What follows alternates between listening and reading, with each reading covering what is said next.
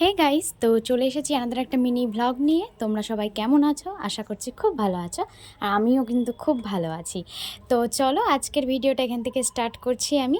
আর এখন কিন্তু বেজে গেছে 12টার বেশি, মানে পুরোপুরি দুপুরবেলা। তো আজকের মেনুতে কি কি আছে চলো দেখাই। তো দেখো, আমি এখানে খেতে বসে পড়েছি অলরেডি। বাড়িতে সবার খাওয়া কমপ্লিট। তো এখানে রয়েছে পাট শাক ভাজা আর ভোলা মাছের ঝাল, বড় বড় ভোলা মাছের ঝাল। আর তার সাথে কিন্তু ছিল পটল চিংড়ি।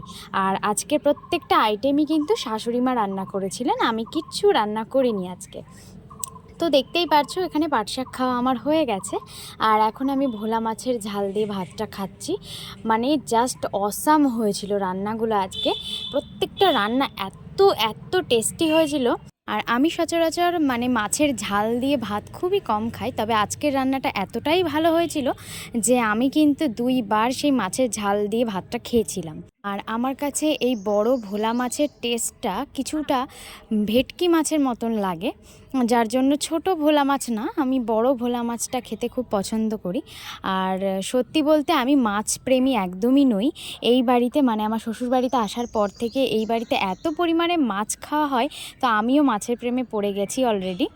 আর শ্বশুরমশাই সবসময় বাজারে সেরা মাছগুলো নিয়ে আসে, তো যার জন্য মাছ প্রেমী হতে বাধ্য হয়েছি এক কথায়। তো আমার এত ভালো লাগে মাছ খেতে, এখন শুধু চিংড়ি মাছটাই প্রেফার করতাম, কিন্তু এখন আমি সচরাচর সব মাছই খেয়ে থাকি। আর তোমরা কে কে পটল প্রেমী আছো সেটাও কিন্তু আমার কমেন্ট বক্সে অবশ্যই জানিও। আমি কিন্তু পটল খেতে খুব পছন্দ করি, পুরো বছরটা ওয়েট করি কখন পটলের সিজনটা আসবে আর মন ভরে পটল খাবো।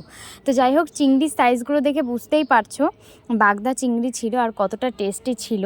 আজকের ভিডিওটাকে আমি এখানেই শেষ করছি। যদি ভালো লাগে লাইক কমেন্ট শেয়ার করতে ভুলবে না। তো দেখা হচ্ছে নেক্সট ভিডিওতে। আর খাওয়া দাওয়া শেষ করে ঘরে এসে দেখি আমার সোনাইও জেগে গেছে, অলরেডি খেলা করছে সে। তো দেখা হচ্ছে নেক্সট ভিডিওতে। আজ এই পর্যন্তই, টাটা।